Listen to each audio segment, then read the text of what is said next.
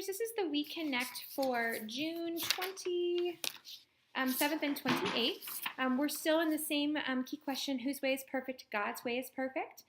Today's lesson is going to be the lesson about Gideon's army from the book of Judges. So please read Judges chapter 7, verses 1 through 8. And today's lesson is really that while what God says may not always make sense, his way is always perfect. So the first thing you're going to do is play a motion activity called Sort It Out. You're going to have all the children stand up and...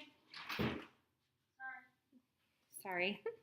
You're going to have all the children stand up, and you're going to tell them, you're going to have them sit down based on the color of their shirt. So we are just preparing the children to understand how Gideon separated his armies as to God's calling. So if you have a red shirt on, please sit down. If you have a blue shirt on, please sit down. And then you'll be dwindled down to a smaller group. And then you can say, to transition into your story, you can say, in our Bible story today, someone did what we did.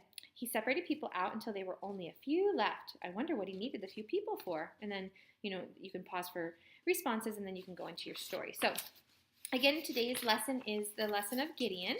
And you are going to be talking to the children about that Gideon followed God's command.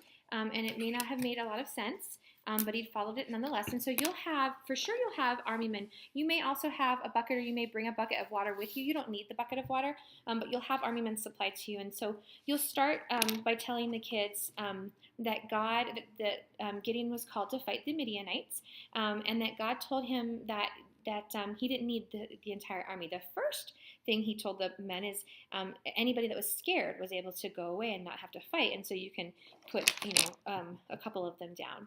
And then you tell the part of the story where God had them drink at the water, and then the people who didn't drink the way he had wanted, and then you're left with just these few soldiers left, sort of thing, right?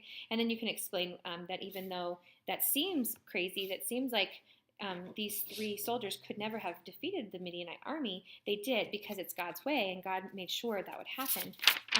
And again, even though we may not understand God's way, we do know that God's way is always perfect. So that is your lesson and your visual.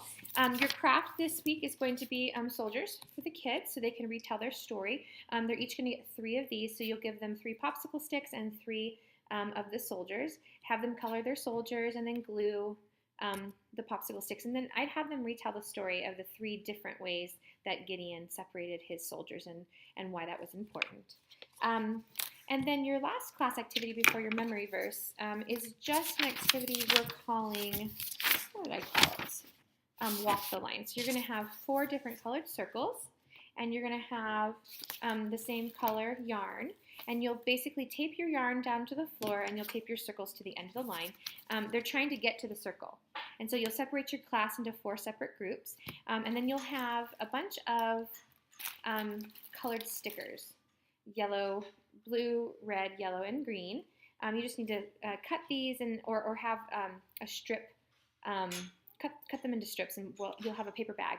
And have a kid draw from the paper bag each turn, and whatever color they draw, that line gets to move forward 1 time, and they can put their sticker on their shirt if they want to. And then just have them keep drawing until somebody reaches one of the circles at the end of the yarn. So that is that, and we're just, again, following rules, following God's way.